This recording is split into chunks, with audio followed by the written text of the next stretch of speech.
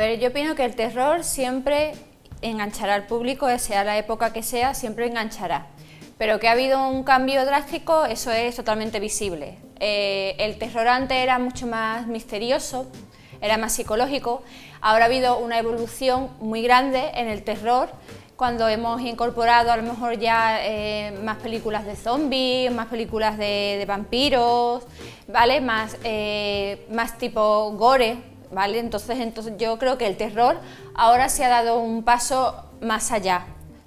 Pienso que ha dejado de ser más miedo para ser más terror, que yo creo que hay una diferencia, aunque sean sinónimos, para mí hay una diferencia entre el miedo, porque el miedo yo lo veo un poco más psicológico, más místico, y el terror lo veo a lo mejor un poco más bruto. Y entonces la evolución que yo veo que está ocurriendo tanto en las películas como en los libros, como en los cuentos y en todo lo que nos rodea con respecto a ese tema. Yo creo, al menos bajo mi percepción, yo creo que nos gusta tanto el terror porque en parte nos desconecta un poco de la realidad y también nos proporciona esa adrenalina que es evidente que no vamos a conseguir y que no nos va a llegar. Entonces ese miedo de decir, me está persiguiendo el malo, tengo que subir las escaleras, o tengo que bajarlas, donde me meto, o averiguar quién es el asesino, o lo que está ocurriendo, todo son cosas que a nosotros como ciudadanos normales pues nos alenta, y la verdad es que por eso, yo creo que es eso, que por eso nos gusta tanto, porque es como una forma de desconectar de la realidad. Es una buena pregunta.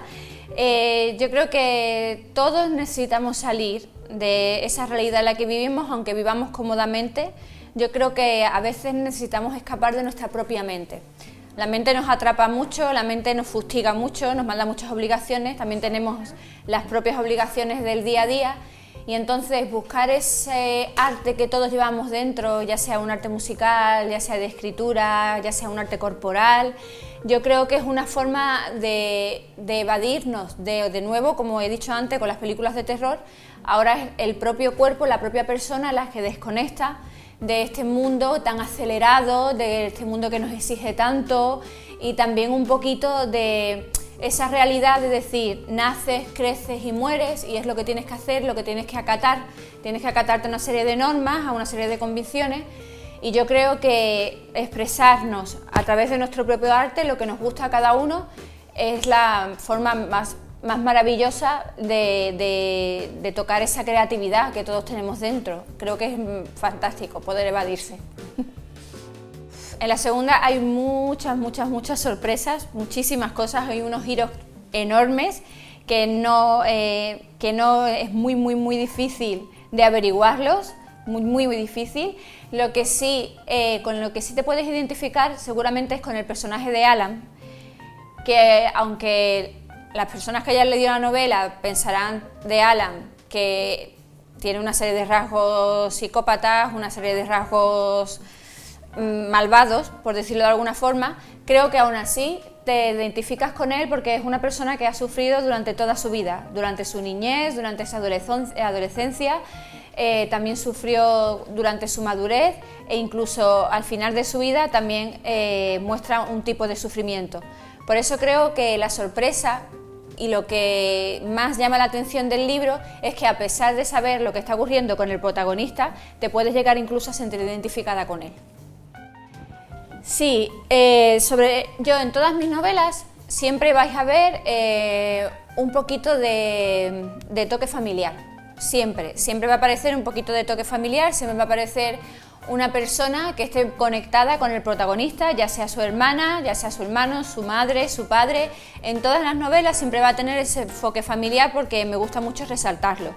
Y también me gusta resaltar en todas las novelas que he escrito el carácter psicológico de las personas. O sea, la psique humana es una cosa que me apasiona y me gusta también destacarlo, sobre todo en los protagonistas, cómo sufren debido a esas enfermedades que padecen, que son mentales, como puede ser la depresión, la ansiedad, enfermedades un poquito más graves como las enfermedades psicóticas, ya la bipolaridad. Entonces, en todas mis novelas me gusta incluirlo también. Pues yo creo que aporta una información que es muy necesaria en el día a día, porque tenemos las enfermedades mentales, las tenemos como un poco en segundo plano. Yo creo, siempre he dicho que a una persona cuando a lo mejor se parte la pierna, pues corriendo, la llevan a urgencias, se la vendan, se la curan y al cabo de un mes pues ya está curado y ya está. Entonces las enfermedades mentales yo creo que deberíamos de compararlas con lo mismo, con una enfermedad física. Y una enfermedad mental necesita de su proceso para curarse, necesita de un buen personal, necesita de una buena compañía y de personas que estén a tu lado en el proceso en el que te curas. Entonces no creo que haya que dejarlas como un segundo plano, como he dicho antes, ¿no? Una persona a lo mejor que dices depresiva, pues entra y sale a la calle o cómprate un vestido y se te va a pasar la depresión. No. La depresión es como la persona a la que se le ha roto el hueso, necesita soldarlo, necesita cura y necesita su tiempo para recuperarse. Para mí supuso un reto, la verdad, que muy interesante, porque crear 5 personalidades diferentes es complicado porque siempre a lo mejor una se fusiona con otra y entonces ya pierde su identidad o su personalidad, entonces me resultó muy complicado y más basándose en que eran villanos de cómics, entonces todavía es más difícil, porque aparte de tener su propio poder, también tiene que tener su propia personalidad, uno tiene que resaltar más que otro, y la verdad es que me supuso un reto complicado, pero también un reto bastante divertido, porque tuve que informarme a través de los cómics, tuve que informarme de los superhéroes y de los villanos, de cómo podría ser una batalla, dónde, cómo actuarían cada uno, y la verdad es que me resultó bastante entretenido. La tercera está ya, vamos, calentita, la tercera yo creo que ya se publica o a finales de este mes de octubre o a principios de noviembre, se llama Misantropía. Esta tercera también le dediqué bastante tiempo porque, por ejemplo, la primera, a la de Solo queda verde la cabeza, en unos 6 meses ya la tenía acabada, porque como ya os dije que era autoficción, pues me resultó más sencilla. A Alan tardé 1 año y con esta de Misantropía he tardado otro año. Y lo que puedo decir es que también es una novela muy interesante, muy psicológica, que trata sobre 2 hermanas, el cariño que se tienen que es extremo, puesto que Alma, que es la hermana mayor, es capaz de proteger a Chloe, aun sabiendo que Chloe lleva dentro de ella un instinto psicópata que la está obligando a matar y que en breve va a explotar y va a ocurrir una serie de asesinatos en los que va a verse envuelta ella, su familia y su hermana, por supuesto. Pues sí, tengo unos cuantos, bueno, ya he publicado unos cuantos también en varios concursos, he publicado relatos, pero para mí el que tengo que es mi favorito es uno que escribí para mi madre, que mi madre falleció hace unos años, y lo escribí para ella, se llama Ojos de miel, y ese para mí es el que más cariño tengo. Y se sale de lo excepcional, puesto que no es un relato de terror, pero es el relato al que más cariño tengo y lo tengo con mucha estima y muy bien guardado, porque me conecta mucho con ella, igual que mi primera novela.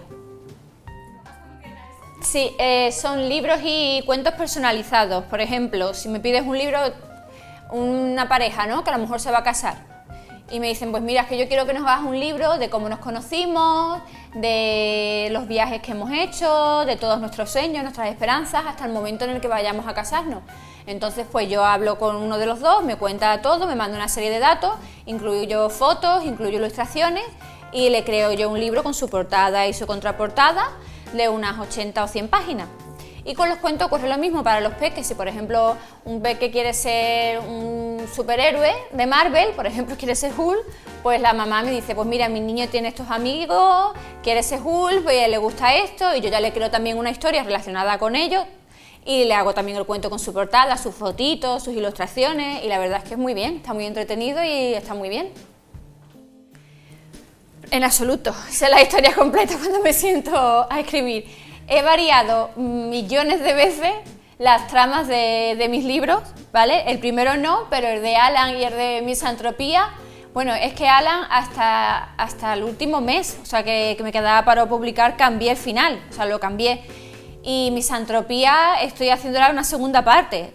Entonces, para nada, o sea, no me siento con una idea ya escrita, y tampoco soy, porque la mayoría de escritores suelen siempre tener anotaciones, les gusta mucho, tienen sus libretas de anotaciones. Yo soy contraria a eso, no me gusta, no sé por qué, tengo manía, y no lo apunto, entonces lo dejo todo en mi cabeza. Y mi proceso, pues tiene que ser, tengo que estar sola en mi habitación, con la luz apagada, solo la luz del portátil y escuchando música que suele ser Placebo o Lana del Rey. Son unas músicas un poquito deprimentes, pero bueno, me ayudan para desarrollar la historia. Pues nada, eso, que me gustaría que se dieran a conocer mis novelas, que se dieran a conocer también los escritores de aquí de Ceuta, que hay muchos escritores aquí en Ceuta que no tienen la suerte de tener esa voz y son escritores muy buenos, y dar las gracias sobre todo a este maravilloso equipo que me ha tratado de maravilla.